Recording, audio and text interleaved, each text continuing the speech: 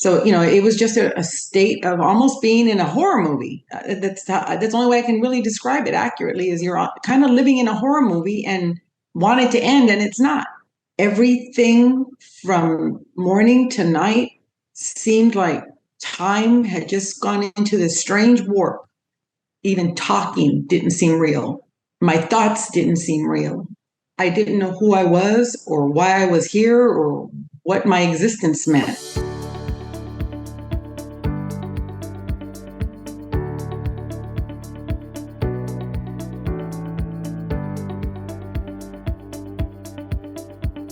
Hey everyone, I'm Sean O'Connor, author of the Depersonalization Manual, and today I'm speaking with Gina Cirio from Houston, Texas. Gina just turned 60 years old. She first experienced DPDR when she was younger, but for years didn't understand the symptoms or the condition. But when Gina's depersonalization returned last year, this time she was able to figure out what the condition was, and more importantly, what to do about it. And thankfully, Gina is now fully recovered, and she's with us today to tell us about her experience with and recovery from depersonalization disorder. Gina, you're very welcome to the channel. Thanks for being with us today. Thank you, Sean. It's so great to be here and talk to you. Pleasure. Gina, can you tell us a little bit about yourself? Okay. As you stated, I am 60, a little bit older than your normal clients, I think, but I still work. I work from home. I work for business and finance, so deal with a lot of numbers. I am an empty nester. My youngest son went off to college last year. Been married for 23 years, and have a very full life now. That last year was looking very bleak to me, and am really looking forward to my life now, based on John, because of your book. It's just that simple. I cannot believe how the answers for the problems and the issues in my life were contained in your book, and there I found all the answers. So, Gina, can you tell us a little bit about your experience with DPDR and how did it start for you? You experienced it in your youth, is that correct? Yes, it was probably, as you explained so well, it probably was a series of events leading up to getting into that state of mind. What I recognize now is it was the death of my brother, who died suddenly. He had been experiencing brain damage. He had a brain tumor and had brain damage. And the result of that was so traumatic, seeing his decline mentally, that it stayed with me. And then, it happened at a time in my life when I was getting older. My children had all left home. Work was during having one of the most stressful periods that I had encountered in a while. And my brother's death was there looming in the background. And it sort of somehow manifested into this paranoia of my own health. And I started to fear my own brain deterioration. And, it was just a series of things that got me to this state of complete, utter anxiety. I was in a constant state of anxiety. I couldn't sleep as well. I couldn't eat as well. And, I now know that that's what led to this experience with DP this past year. What age were you when you first experienced it, Gina? Well, I recall having had a series of panic attacks, just really uncomfortable feelings of panic. And I was always cold. It's probably one of the physical things of being anxious all the time. I was always cold. So, what did I do when I was always cold? Drink coffee, drink more coffee, and have some more hot coffee, and then some more hot tea. And I think that probably was what turned it bad for me, is the anxiety got to an uncontrollable level. And I recall having dinner one night with my daughter, and I was in our dining area. And all of a sudden, my daughter started to get far away. And everything started to get far away, as if I was like I was living behind a glass. And just set me into such a weird state of mind. I, I didn't know what was happening. Just fear and I was in. I didn't know. I thought I was going crazy. There's no other word for it other than to just say I thought I was going crazy. Heart palpitations, feeling disconnected, um, just my hands were always sweating. My vision was blurry. I made an appointment with my doctor, thinking maybe as I'm getting older, my vision is just getting bad. That's what's happening. So I immediately made an appointment to go see my doctor, and went to her, and she told me, "Oh yes, you're having a really bad anxiety episode, and here's a prescription. Call me in 6 weeks. Let me know how you're doing." You know that that's not what you tell somebody in that state of mind.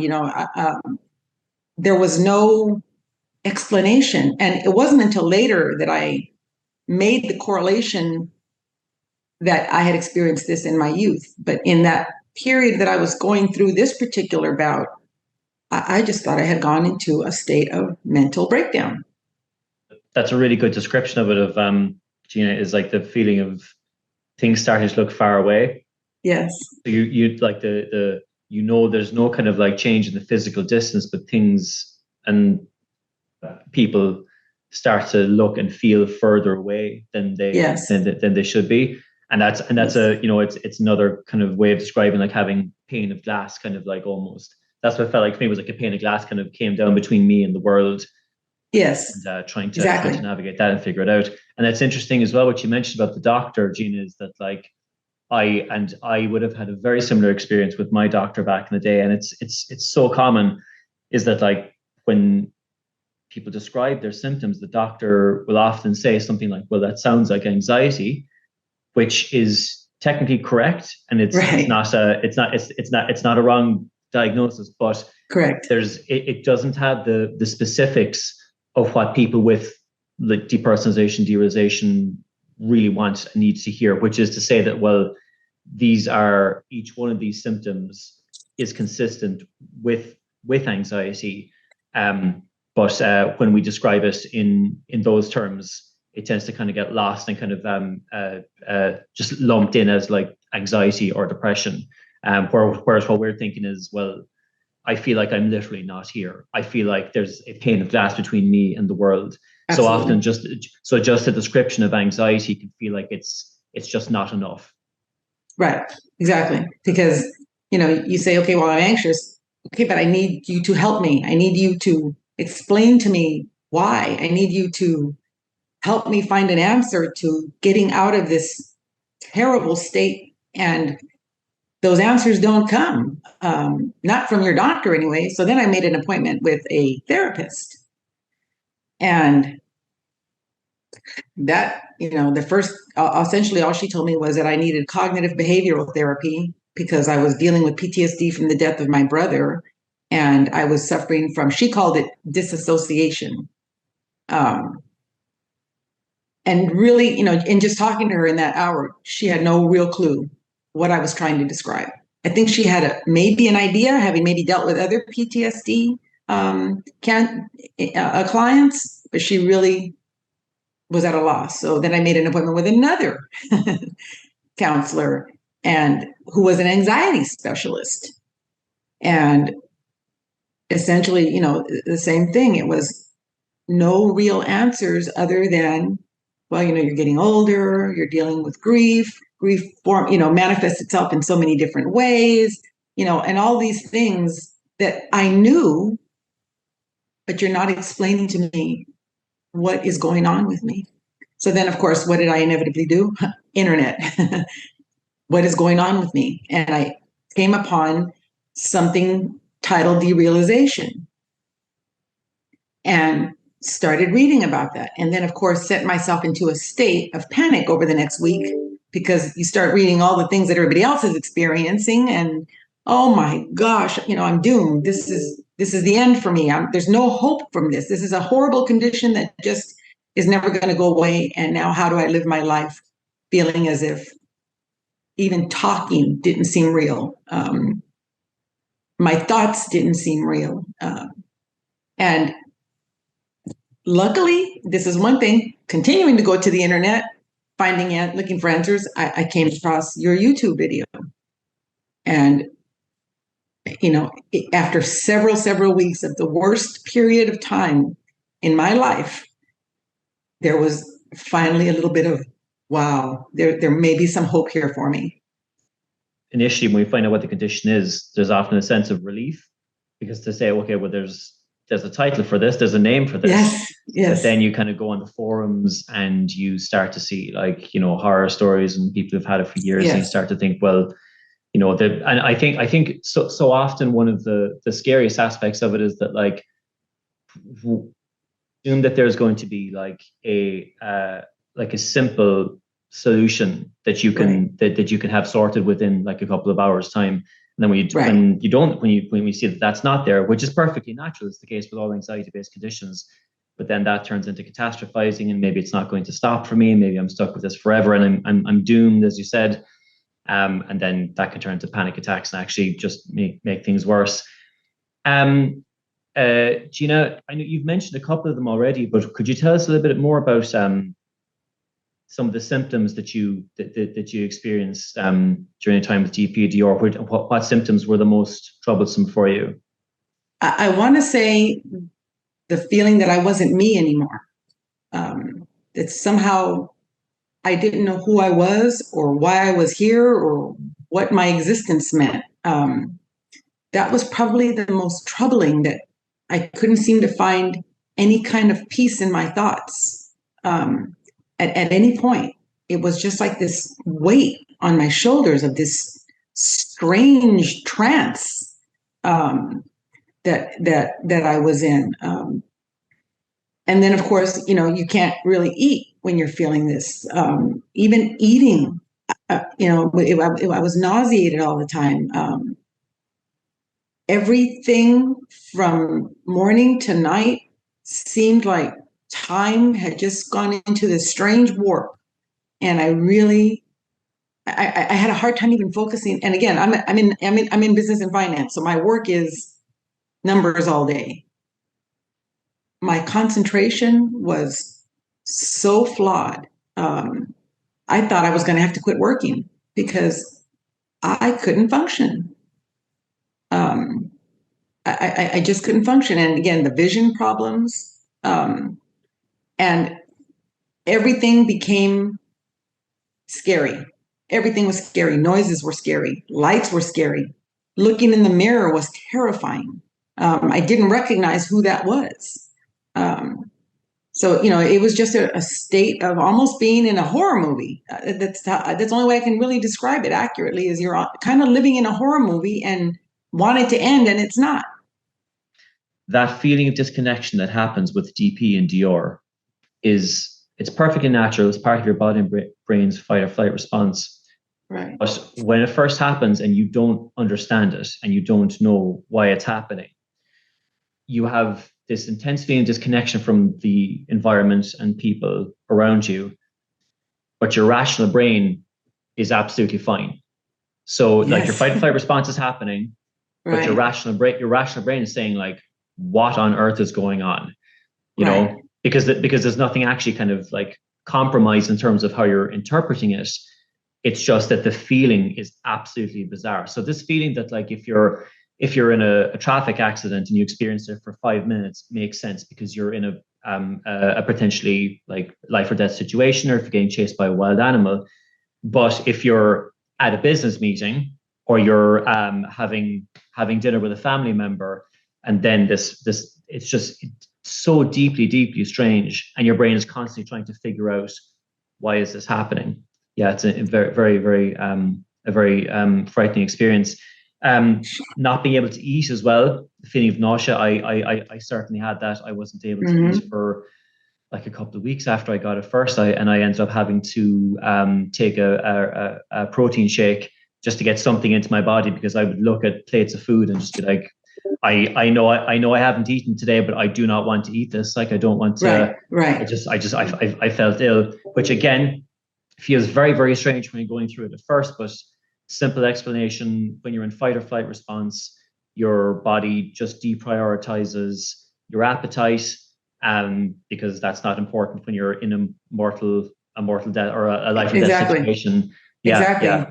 I mean, Um, I smile about it now because I lost weight I'd been wanting to lose for a long time, but I can laugh about it now, but during that time, and then, the shoulders and neck pain that I was also experiencing. Again, another trip to the doctor.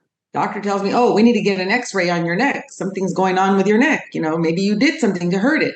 Get an x-ray to my neck." Well, what did they find in the x-ray? Of course, something's wrong with my neck. Nothing's wrong with my neck other than I'm now 60. And of course, your bones start to change in that period. So that sent me into a different level of panic. Um, so now the neck pain is getting worse because she tells me they found something on the x-ray on and as I research it now, it's a very common thing as you get older, the degeneration of certain parts of your neck.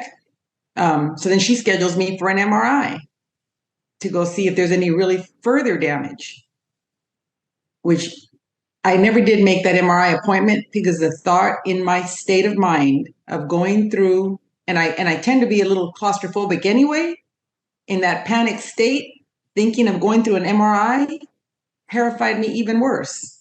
So I call her and I tell her, I don't think I can go through an MRI. Well, of course, what's the solution? Well, we can give you medication for that. So I wasn't finding any answers in the medical community. And again, I'm laughing about it now.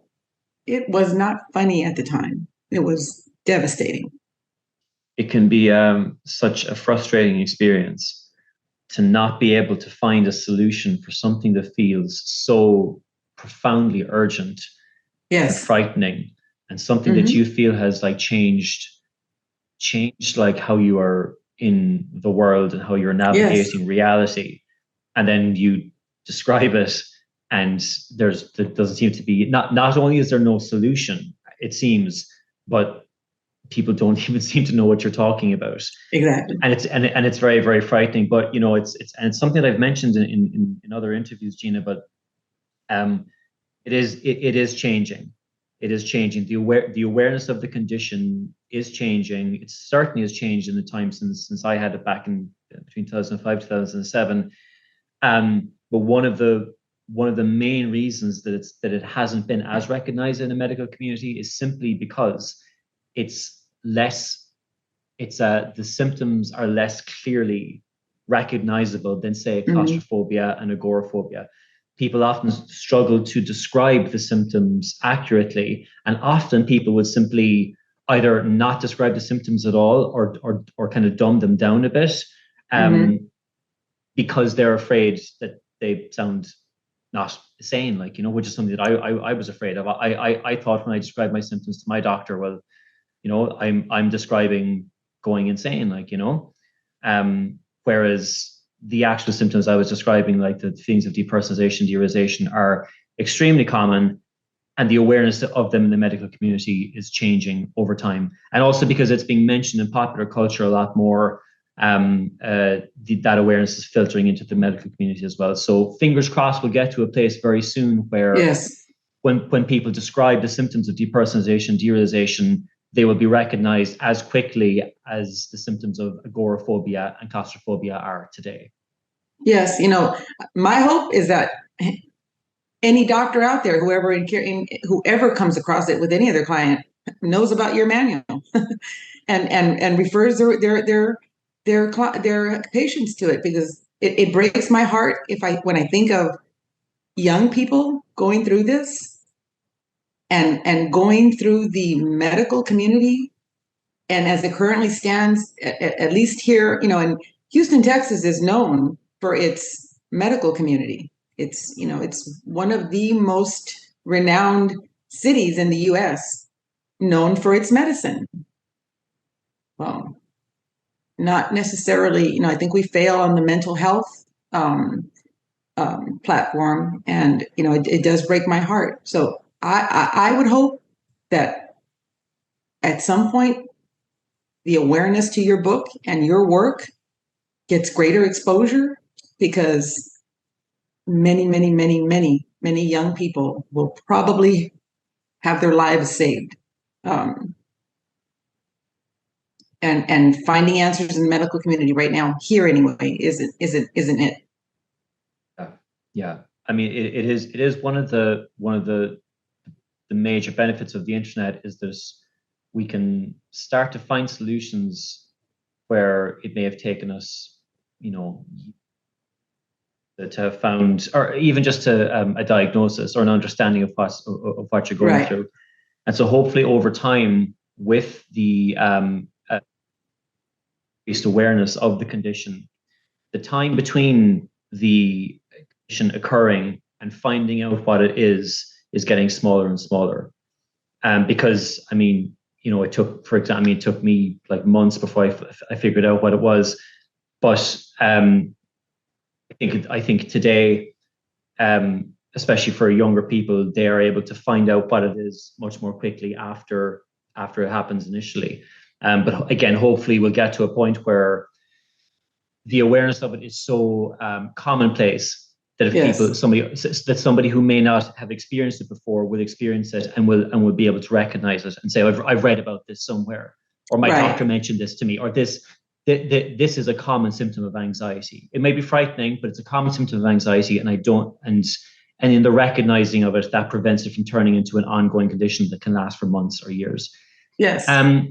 Gina, if you don't mind me asking, what was your lowest point in the whole experience? Was there a particular time that you remember that sticks with you? Yeah, so I was trying to get out of bed, and again, your rational mind, as you say, your rational mind is back there doing its thing, even though you're going through this fog that you're living through. So I was trying to go buy some sod for my front yard because it was one of the things that we've been on our list of things to do. And I decided, okay, let me try to get in my car and go down to the store and go down to the nursery that I needed to get to. And it was about a 17-mile drive. And I got in my car and couldn't do it. I just could not fathom getting behind the wheel of my car and driving anywhere. And I remember calling my husband, crying that something was wrong with me. Something was seriously wrong with me, and I needed help, and I didn't know what it was. And, my poor husband at the time, he was, what? You're the strongest person I know. What do you mean? And the person that he knew, who was always efficient, would get the job done, nothing scared me. I would take care of business. All of a sudden, I was becoming a different person to him, and he didn't understand it. And he tried to help. He tried to be supportive, but he was at a loss also. And that was a really, really dark time. I can't really recall how many days of doom there were, but the days went into weeks until, as I say, I found you're continuing to do a little bit during periods that I felt I needed to do something. I would go and research it some more, and everything turned when I found your YouTube video, the first one. And I remember it was a really scary night. It was a Friday night, and I thought I was going to have to go to a mental hospital. I really thought that's where I was headed. My daughter was afraid for me, my poor daughter. And I remember sending you an email, because what concerned me at the time is when I read looking at some of your videos, while there were many answers for me in those videos, and I started to feel a little bit of hope when you had stated, that it does happen to young people. And of course, I know that now because it did happen to me in my youth. I didn't realize at the time what it was. And I believe it happened to me after the death of my father when I was 15. But I didn't recognize it at the time. So I recall sending an email to you thinking, he's a internet celebrity. He's popular on his in his manual. He's not going to have the time to reply to your email. But something told me, send the email and see, just inquire if maybe he would, in his expertise, guide me. And lo and behold, the next morning, there was a reply from you. And I recall just the feeling of relief, thinking, wow, this is somebody who actually cares enough to reply to this email. There's got to be something to what I'm seeing, because your presence, your credibility, your honesty, and it just comes across. It just jumps out in your videos. And of course, that sealed it for me when you replied to my email, and that was it. That weekend, I bought the manual, and slowly it started to come together as I followed the advice and went through the program, read the book, and that's when it turned for me. And that manual kept me out of probably calling a hotline that I was crazy. I'm glad I sent you an email instead of calling a crazy house. I'm so happy to hear that the material was so helpful. The thing you mentioned about not being able to, or getting into the car and not being able to drive it. I remember like having sensations like that as well. And that was particularly difficult because it was like the realization that I can no longer do things that I used to do. Right. I can't get on a bus. I can't get on a plane. I can't drive my car anymore. Mm-hmm. I can't go from A to B. I don't think I can go down to the supermarket right. and pick up a few bits and pieces. And like these things that I've taken for granted for decades of my life now appear to have stopped. Yes. I don't have an explanation for it, and I don't know if this is fixable. And based on what I'm reading on the internet, there's a strong likelihood that it's not fixable. Right. And something that like really struck me as well was I just couldn't believe how unfair it was. I just thought like this is like last week everything was fine, like everything was great, and I was a young man, happy out, whole life ahead of me, and now this wall has hit me. I've ran into this wall, right, and there appears to be no solutions. But specifically, the feeling of the realization that like there's now a list of things I can't do. Yes. And this might be for the rest of my life was absolutely, it was so frightening and so and like just brutally unfair as well. Yeah. And it makes it hard for people that know you to it makes it even harder for you to explain to people that know you what's going on with you, because you all of a sudden become a different person than what they know. So for me to tell my husband, I can't do this anymore, when I was the one who always took care of, the household things. And or for me to tell my daughter, I can't go do that. I'm afraid. Mom is afraid. Something is not right. And so you can't even really begin to describe it to the people that your family that loves you, because they're not understanding what happened overnight that you changed into a different person. And that makes it even more frightening, because even your family doesn't understand. And also because it's not as if like you've broken your leg or something, Right. and you say, well, right. This is, my right. leg's bust, so I can't go to the cinema. My leg's bust, I can't go to the supermarket, I can't drive my car. It's just like there appears to be nothing physically wrong with me. There appears to be nothing wrong with me at all, except I'm now sitting in my bedroom, like explaining to my parents that I can't get into my car. I can't like I can barely walk down the stairs without having a panic attack, and like I can't even explain it to myself. Right. I can't explain this to myself, not to mind try to explain it Right. to the people around me, and also seeing the worry that they were going through because they're watching a loved one go through something that is like absolutely bizarre and frightening. And then like there's not like an immediate change physically, but kind of over for me, like over the course of the couple of weeks, like I mean, I started dropping weight like crazy. And I wasn't sleeping properly. I was having like horrendous nightmares. So I just looked absolutely haggard all the time. And seeing for family and friends, like seeing a loved one kind of go into that spiral was as frightening for them as it was for me, like, And I think that's when it became. That's when I think my family started to see something really was wrong when the weight loss started, um, and the not eating, and I was no longer myself. Probably looking haggard, struggling to get into the shower because the thought of being in the shower terrified me. I was going to have a massive panic attack and get in the shower and not be able to get out.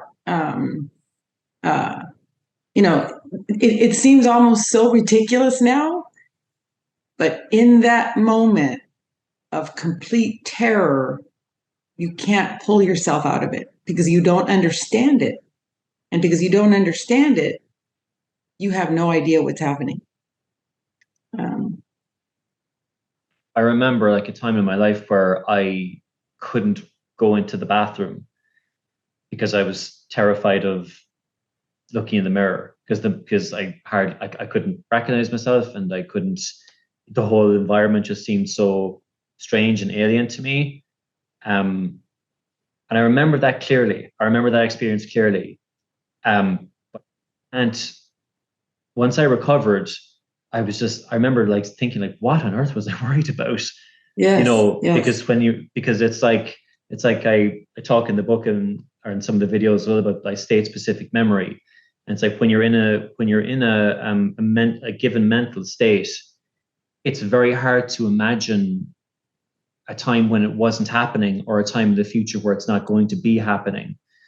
But the beauty of recovery is that when you come out of it and the anxiety fades away, the DPDR fades away, the racing thoughts of catastrophizing fades away, you look back on these experiences without that constant filter of anxiety, and you can say why was I worried about right. walking into the bathroom? Why was I worried about driving my car? But when you're in it, certainly it feels like it's all consuming, and it feels like you can't even imagine a future when it's not happening as well. Yes, you can't see, getting through the next hour, much less the next day, much less the next week, much less my life is over. That's how it feels. And what started to help me at least find some sleep was the relaxation um, audio, you know, and I was so grateful that that came with the manual because those first few weeks of that every night is the only reason I was able to sleep because it at least put me in a state of I'm getting some answers. I'm getting some understanding from someone.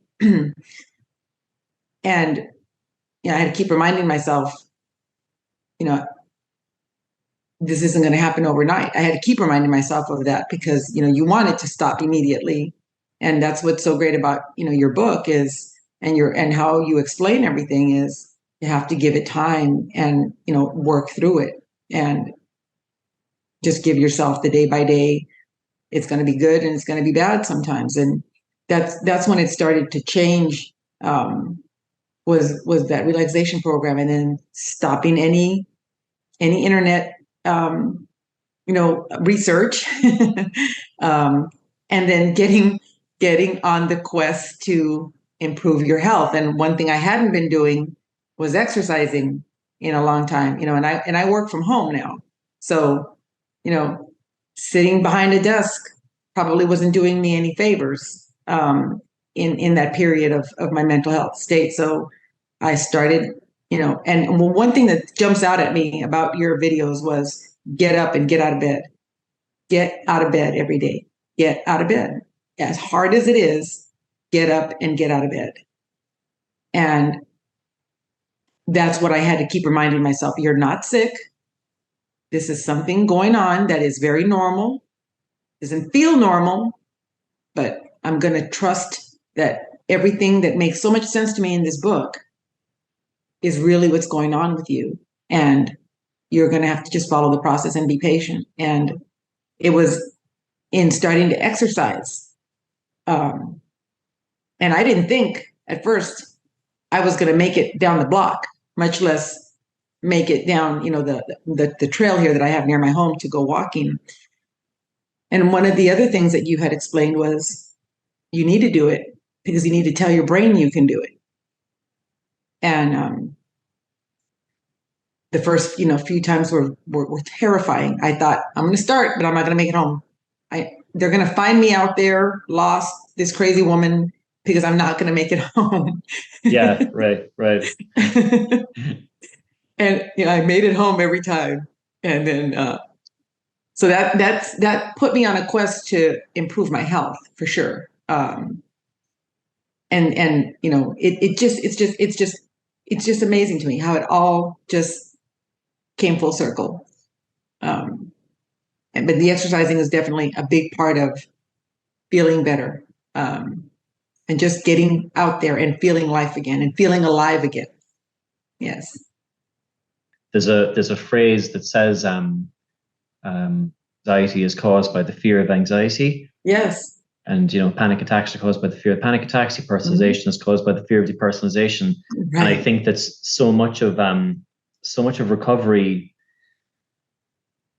begins with finding, as you said, like the understanding and the answers. Because when you find that this has a name and that the symptoms you're experiencing are part of that condition and that they're harmless and temporary, but simply that just even putting a name to it allows you to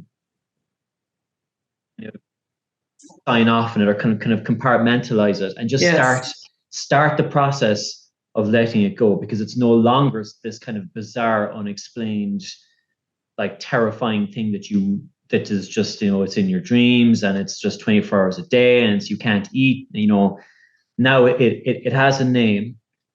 You can put a label on it and you can start to let it go. And I think that's kind of goes back to what we were saying earlier about, like, one of the most frustrating thing about, like, speaking to or trying to find an answer for it, like, is that when it is labeled as just like anxiety or depression, even though technically in a broad sense that may be true, it doesn't have the specificity that allows us to put a label on the symptoms and start to let them go. So even when we find that on the internet, even when it is in the context of, like, maybe a forum where there's scary stuff in it too, but at least when you have the name and you say there's people out there who understand this, there's people out there who are there's places that at which I could find an answer for this. I could find answers to these different symptoms. You can just start the process of, we put a label on it and start the process of letting it go. Such a vital aspect of the recovery process, understanding and answers, as you mentioned. Yeah. One of the things that really jumped out at me was, you're explaining catastrophizing and how when you're in an anxious state, or, when you tend to be anxious, you catastrophize. And so, you find the negativity in everything and that. And I recall talking to my therapist or a counselor, one of my anxiety specialist, and I recall saying, having learned that word from you, or at least, that word jumped out at me, expressing that to him, saying, I am catastrophizing. And he was, wow. That's a really great word to describe. Wow. He was more fascinated with me expressing that word. And I wanted to tell him, do you know who Sean O'Connor is? Because I think you need to call him because I don't think you have a clue what's going on with me. But that word and was so helpful to me because when I would find myself, okay, I know this condition is not what you go through those periods, even though you're feeling better at times, that those thoughts still want to surface. Well, wait a minute. No, maybe you still have this other thing wrong with you. No, maybe you're finding these answers to this, but you really still have this going on with you. And I had to keep reminding myself, you're catastrophizing. So that is my favorite word now because it is so it sums up exactly what your brain is doing in every thought that you're experiencing. Every part of it is your brain catastrophizing. It makes sense why it's happening now to me, but like I say, that's a word that will forever mean a lot to me. Sure, for sure, and for me too. I mean, I remember coming across that word and the kind of the basics of what happens in the fight or flight response. So like racing thoughts, catastrophizing, Yes. things of DP and DR, and like realizing that, though that type of response, that type of thinking, like if you're actually in a life or death situation, if you're actually getting chased through the forest by a wild animal, what's happening with your thoughts? Like you are jumping to the worst possible conclusions. Like, I mean, if you're getting chased by a bear, you're not thinking, I'll probably be grand. Like, you're right. You're thinking, I'm gonna die. I'm gonna die. I'm definitely gonna die. Exactly. Exactly. And that type of thinking can actually save your life because it propels you forward. It gets you jumping through different kind of like escape scenarios and all the rest of it. Like, and again, very, very useful if you're actually in physical danger, catastrophizing. Right. Not useful if you're at the theater watching the play. You start to think, I'm gonna die, No, right. I'm going crazy, Or trying to take a shower, yeah, not trying useful. to take a shower. Right. Trying to wash, just in the bathroom, trying to wash your teeth, and then catastrophizing that, like, oh, I'm going crazy, I'm going to die, all these different things. But again, like at the start when this happens and you have no context for it, that is absolutely terrifying. But then when you kind of come across like the information, like, okay, there's this term called catastrophizing, there's racing thoughts, there's DP and DR, and all these little pieces of the jigsaw with these little words on them start to pop into place, and you go, oh yeah, that's it, that's what I've been experiencing. Oh, there's all these other people who have the same jigsaw, and then it starts to that understanding kind of kicks the structure out from underneath the anxiety, and it stops it from being as frightening as it is, because the reason it's so frightening is because it feels foreign and bizarre and strange and alien. And then you're like, oh no, it's not. This is actually a perfectly natural response. It's just happening at the wrong time. That's all. Right. That's all. Right. That's all that's happening. Yeah. Right. With that in mind, Gina, so you mentioned like when you started to feel better, but can you talk a little bit more about that? It's a question I get asked all the time, is like, what does recovery actually feel like? So from your perspective, what when that process started, what was it like for you? I think at first it was the motivation to get out of bed, finding the strength that somehow deep down inside of you still did have that strength to get out of bed and try to do something towards feeling better. So as I said, exercise was a big part of it. Starting the exercise was a big part of it. What was a huge source of comfort for me through it all is that I could always refer to your pep talk. Because, when you first listen to the pep talk, and even when you first go through the relaxation period, audios, it's really not connecting just yet. because you're still in that state. But what was a huge resource is everywhere I went, I had my phone and my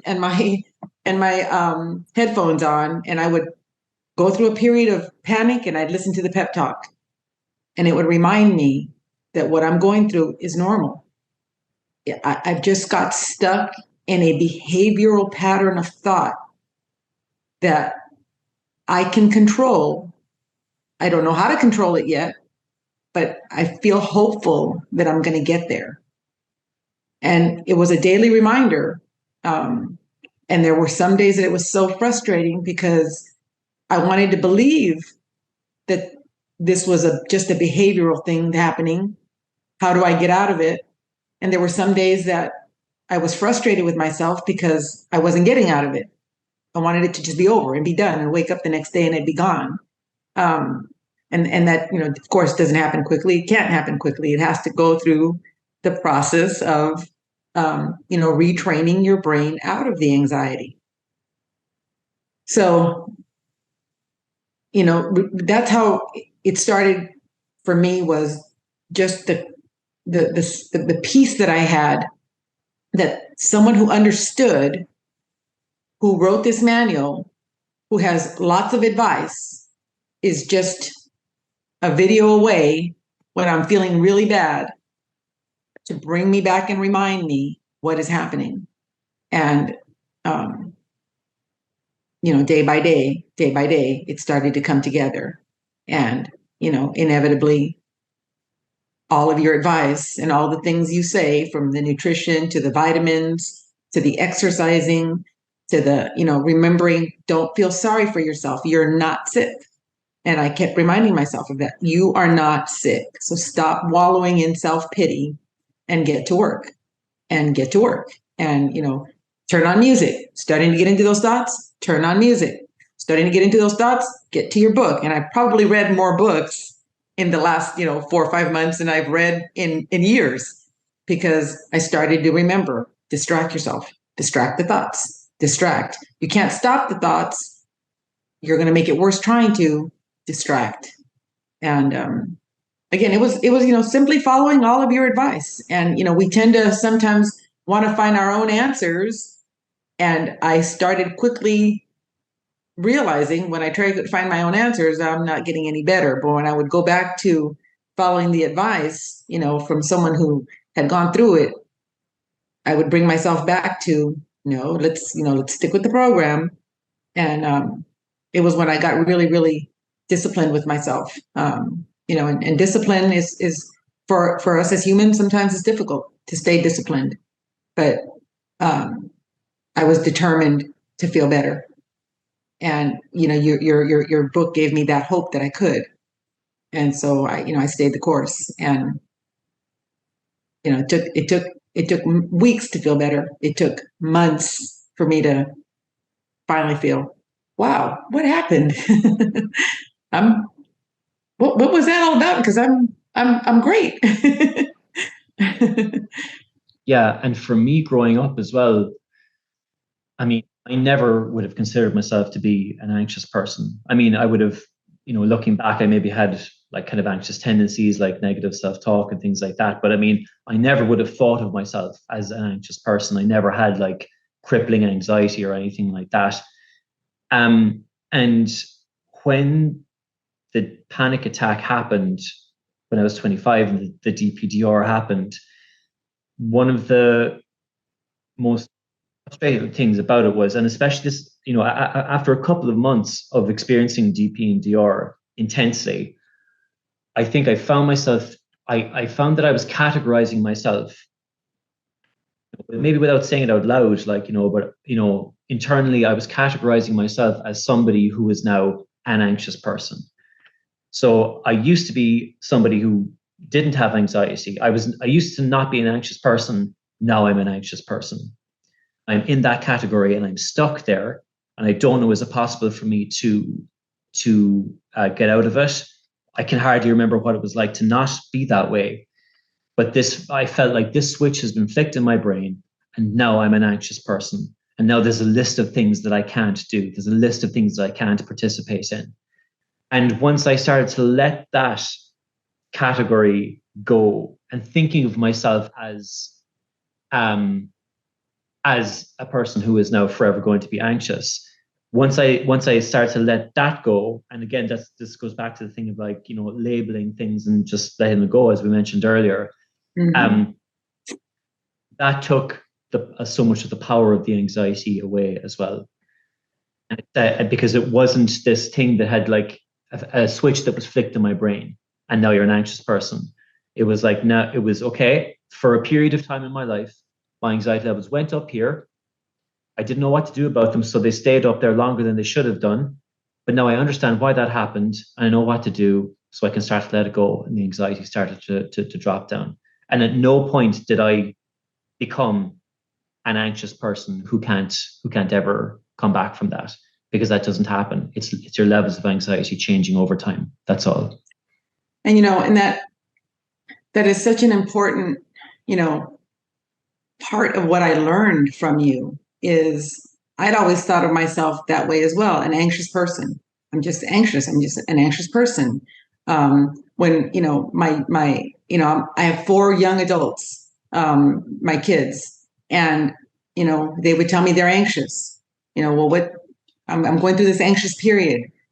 What's the solution? Well, let's go talk to the doctor. Let's go talk to the doctor. Anxiety is terrible. It's a terrible feeling. Having gone through it my whole life, dealing with anxiety, they have now, and this is the other reason I'm so grateful to you, is my eyes have opened so much about anxiety. And, it is something that is a behavioral pattern. Um, and there's an answer for why you're going through it. It isn't that you're now genetically anxious.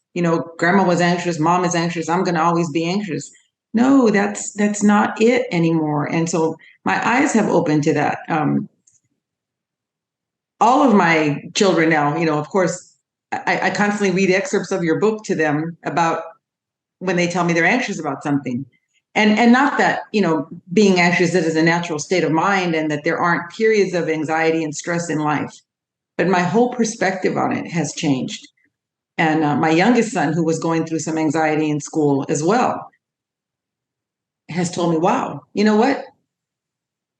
This explanation in this book makes a lot of sense to me. My whole perspective on anxiety has changed. So, it isn't only just me that was helped by reading your definitions of anxieties and how it affects us and how we react to it. Everything we're taught about it, everything the medical community teaches about it, isn't the whole story. And so I'll never again label myself as an anxious person. I'm not an anxious person. I just know that anxiety has affected me, and that's not who I am. I just know I didn't learn the tools to deal with it, and now I have those tools. And I'll never be that afraid again, ever. One of the lovely things about having gone through a significant experience with anxiety is that you'll always have that under your belt. So Yes. okay, it was difficult going through it, but now you have a reference point for it. You have a frame of reference for it. So if you're experiencing anxiety again, which is perfectly natural part of life, but what's not going to happen again is that like feel symptoms of anxiety and then you panic that they mean that something terrible is wrong. You say, I recognize this. This happened before. In the same way that somebody experiencing heart palpitations might think that they're having a heart attack, and then that turns into a feedback loop between the anxiety and the symptom, and they end up going to hospital. But once you understand that and you say, okay, these symptoms don't necessarily mean that something terrible is wrong. But having that experience of anxiety under your belt strengthens you and gives you perspective going into the future. Yeah. For sure. So now that you've recovered, Gina, so what's what's your day-to-day life like? It's something people ask me all the time. Getting back to normal actually getting back to normal? It's not even getting back to normal. It's getting back to better. Really, it really is. And this is going to sound corny, but the analogy I give to myself now is it's almost like a caterpillar goes into this cocoon, and it's kind of stuck in this cocoon until that moment when they emerge as a butterfly and can just totally different and better than before. And I have so many answers to things, and even the perspective of the grief dealing with my brother's death that had put me in such a dark period of, that's all now in perspective for me. So many of the anxious thoughts that had led me to these really dark periods really came down to me accepting that anxiety was an issue, that I was going through a high level of stress, that I wasn't taking care of myself, that I had allowed my thoughts to govern my actions, that I had, wasn't eating right, wasn't exercising, wasn't taking, vitamins, doing all of those things, drinking way too much caffeine. And that's another aha moment that I now warn my kids about in college. Get off the caffeine. It's making you a nervous wreck. And that's not talked about enough. It isn't. My daughter works for Starbucks, my youngest daughter, she works for Starbucks. And I tell her, she works for, I call it caffeined now because I really think that is, a recipe for disaster with our youth drinking too much caffeine. And that doesn't get talked about. None of my doctors said to me, how much caffeine are you drinking? Because that might be a problem. None of them. And I was drinking loads of it when I went to see my doctor. And that didn't even enter into the conversation. So where am I at now? Like I say, I'm not back to normal. I'm better than I was because I have gone through such a dark period and life is so much brighter now. And I now know I can get through the worst period of my life and come out on the other end, and nothing scares me anymore. I'm more productive at work. I'm just so more appreciative of waking up every day with a smile on my face instead of terror. So, the quality of my life has gone from 0 to 1,000 because I'm no longer afraid. And that's why I tell you, I will forever be grateful to you. I don't even, there are no words to express how fantastic your book is and how your work is. And I hope that someday your videos are in every doctor's office, or, reference to your manual is in every doctor's office, because it really hurts me to think of people who go through this and don't find the answer before going through many, many, many, many months and years of pain and suffering. And the answers are really quite clear. And there is a solution, and there is an explanation, and there is a guide to help you that you won't probably find, at least not yet, as you state. I haven't seen it. I do hope and I do pray that someday doctors and more doctors in the medical community identifies it sooner for anybody ever going through this. But I also say I don't even look back on it now as a horrible period, because I look back on it as a real lesson I learned in who I am, what I'm capable of, how strong I really am, and that I am somewhat sensitive and somewhat, I always, would pride myself on nothing will get me, nothing will get me. You hear about somebody who's mentally breaking down. What do you mean breaking down? I don't understand that. How does somebody break down? Well, I understand it now. So it definitely gives you more empathy towards anyone that you hear of dealing with a mental situation, because it's scary for that person in that time, and we don't always understand what somebody else is going through mentally. So I'm a better person for it, Sean. I guess there's I went the long way to say that. I'm just a better person for it, having gone through it. I got one more question for you, Gina. Okay. So there's going to be people watching this channel, watching this video, who may be going through DPDR, maybe a couple of days, a couple of weeks into it, still in a kind of state of confusion, not fully understanding what's going on. As somebody who has been through that and fully recovered, what advice would you have for people suffering with DPDR? Probably the first thing would be to stop looking for answers on the internet. That don't get discouraged if you don't find the answer from the first doctor that you go to.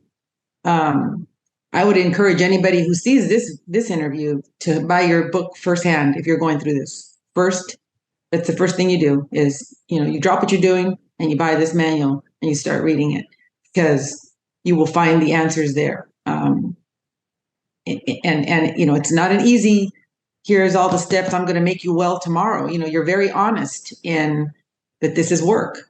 And, your manual is only a guide for those of us to do the work. And you don't offer any false promises. And so that would be the other thing. And then, the other thing I would say is, your life isn't over, even though it may feel like it in this moment. Just keep getting up every day. Keep getting up every day. And this is a normal thing going on. Your brain is trying to protect you.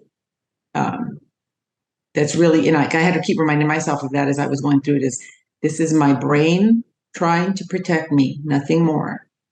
And, that's the advice that I would give someone is call Sean. It's been such a pleasure speaking with you today. Thank you for sharing your experience and your advice, and delighted to see that you've recovered. And enjoy life post-recovery. Thank you, Sean. Thank you so much.